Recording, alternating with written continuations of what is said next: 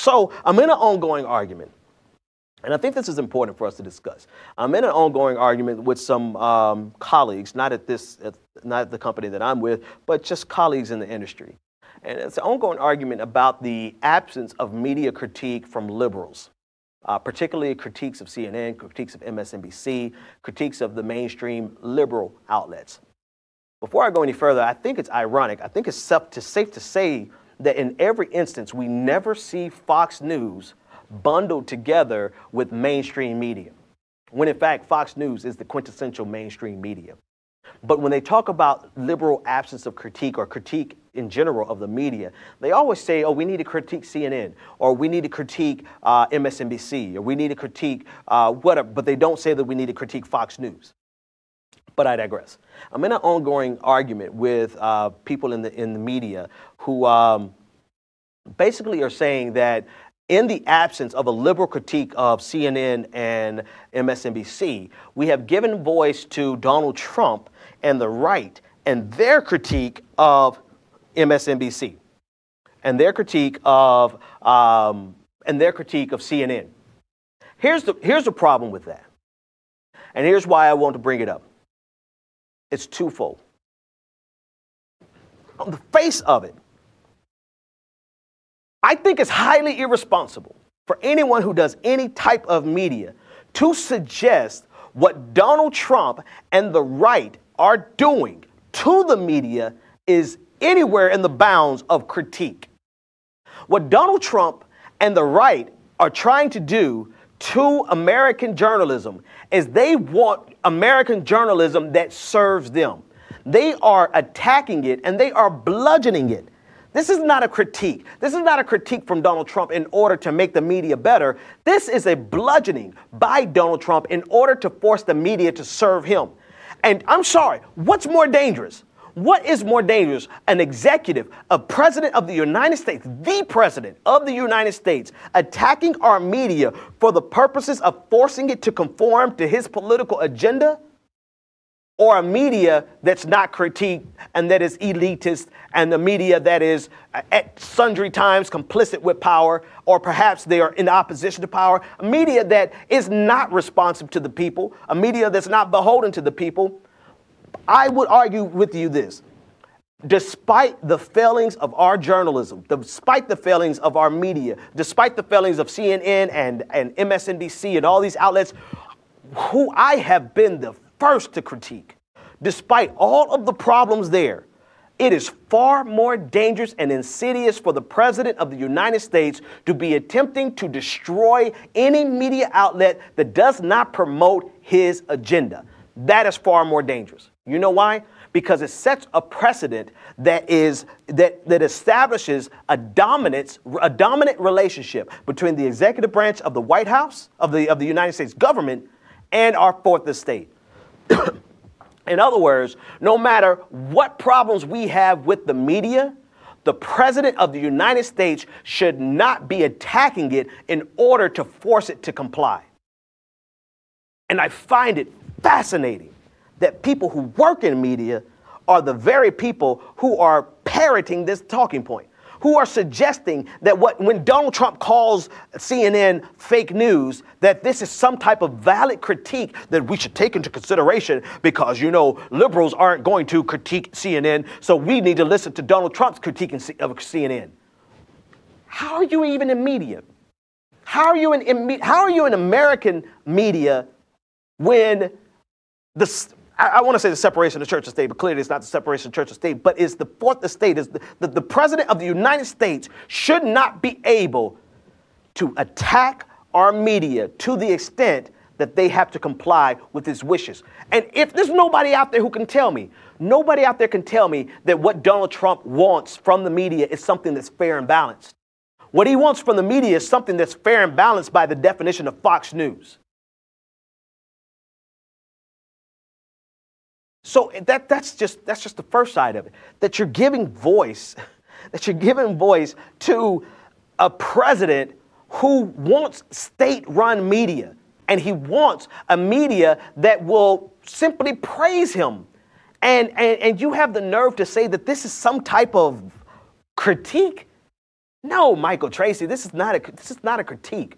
This is not a critique. And what that tells me is that there is more of a fear of mainstream media as defined by people who have, I don't know, I can't finish that statement and be fair. I'm going to stop that statement.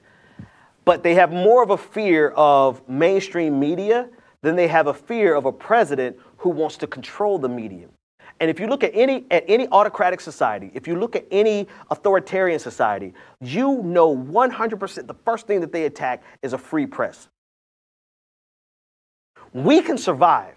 America, democracy, can 100% survive a free press that is so hyper partisan. We can survive having a Fox News and an MSNBC. We can survive having a CNN that talks about freaking black holes being an explanation as to why MH370, Malaysian Airlines 370 disappeared. We can survive that. Democracy can survive that. You know why? Because in the absence of good media and journalistic integrity, someone will fill the void of journalistic integrity. But what we cannot survive is an executive branch that is allowed to attack the fourth estate because you have a problem with the particular type of media coverage that CNN offers. Think about that. You have people in journalism who think that it is better for the President of the United States to attack journalism than it is to have a journalist, a fourth estate that's run amok. Because because I want to be sure here. I want you to be sure about what I'm saying and what I'm not saying. Our media sucks. The mainstream media sucks. Fox News sucks. MSNBC is crap. CNN, I don't know what the hell they be doing over there. It is absolutely a cesspool of ridiculousness. But do we sit back and allow one side of a political spectrum and the executive branch of the government to attack all of media in order to bring it into acquiescence to the will of the President of the United States, and then sit back and have the nerve to say that, oh, this is just a media critique? That's the dumbest thing I've heard today, and I've heard a lot of dumb shit today. We can absolutely survive. Democracy, this is the problem with the democratization of media.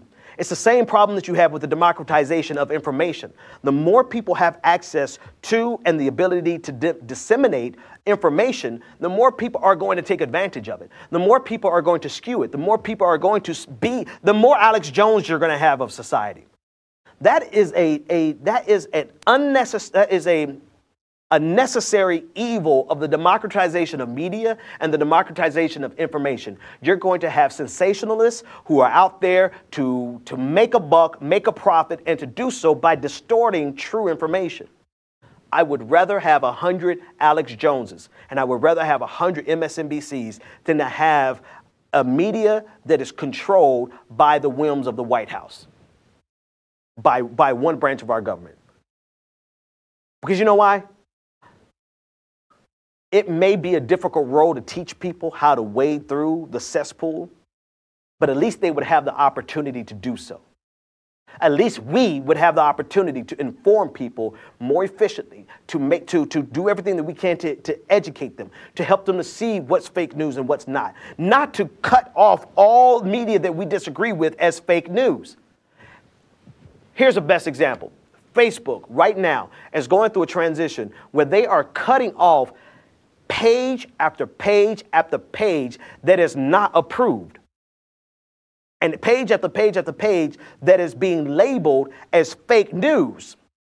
Well, the next question you should ask is, who is the arbiter of that decision? Who decides? Who decides what's fake news? Because it's sensationalized? Well, holy shit, you got to shut down the entire internet.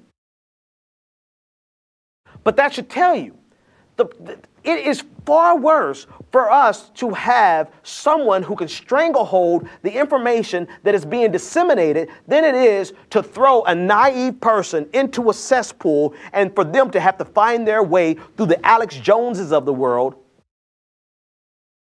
and whatever the right, the progressive equivalent. Sorry, H.A., the H.A. Goodmans of the world. I would much rather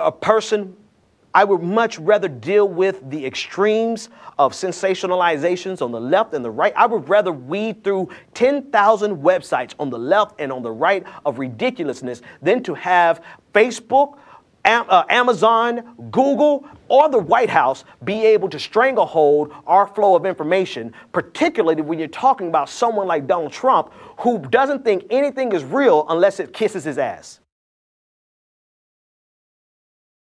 So it blows me away. It really blows me the entire hell away to see somebody in media, somebody who should know this.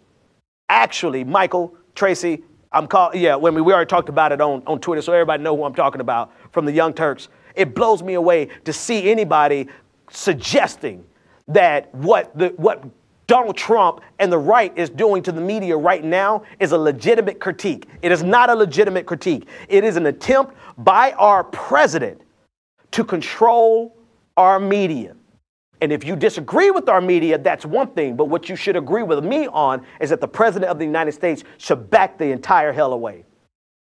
And let us, as the people, figure this out.